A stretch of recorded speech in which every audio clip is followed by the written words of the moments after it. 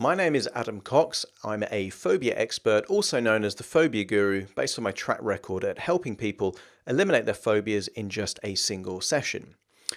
Now, there is a fairly rare phobia, but for those people that have it, it can be very, very detrimental.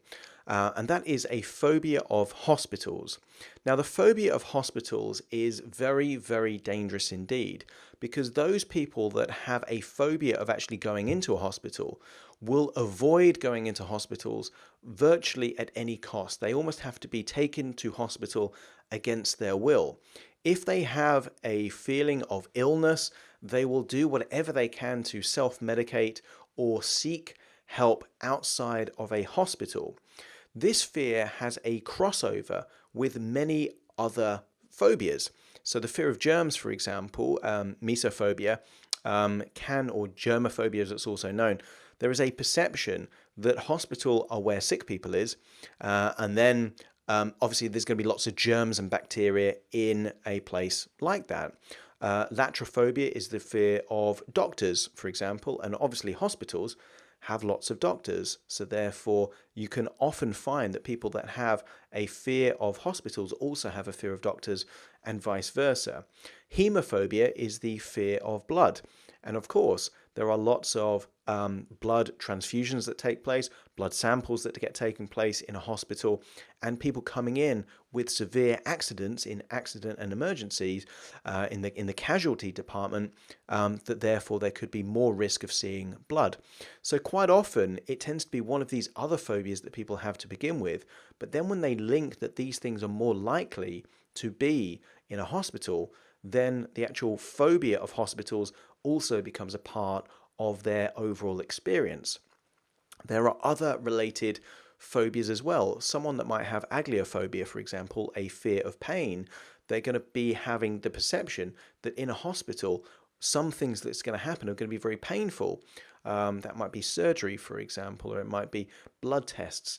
So overall, there is a massive crossover with many of other phobias and fears.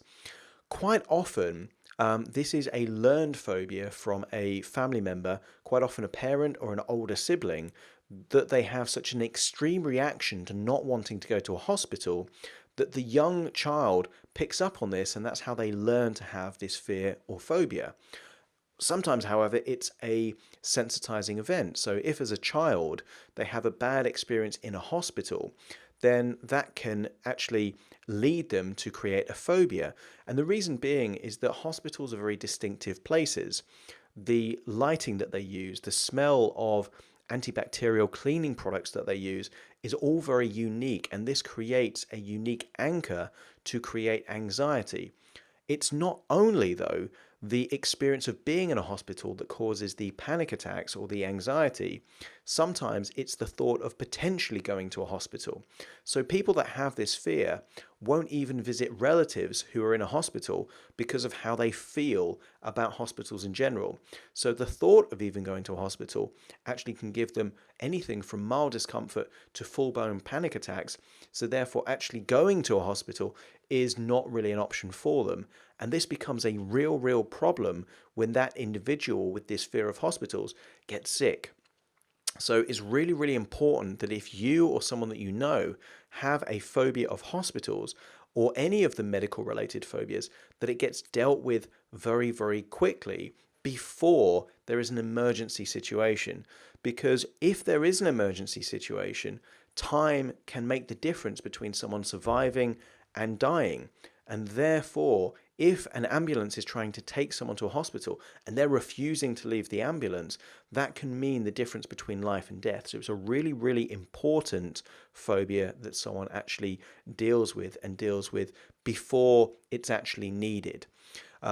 Equally, if you're a parent and a child has this fear, better to catch it early and just eliminate this fear.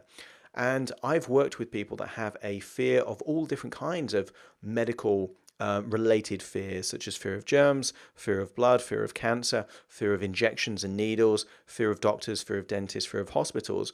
So therefore, I've got extensive experience. Most psychologists, most therapists do not specialize in phobias, and therefore they are beginners at this particular area.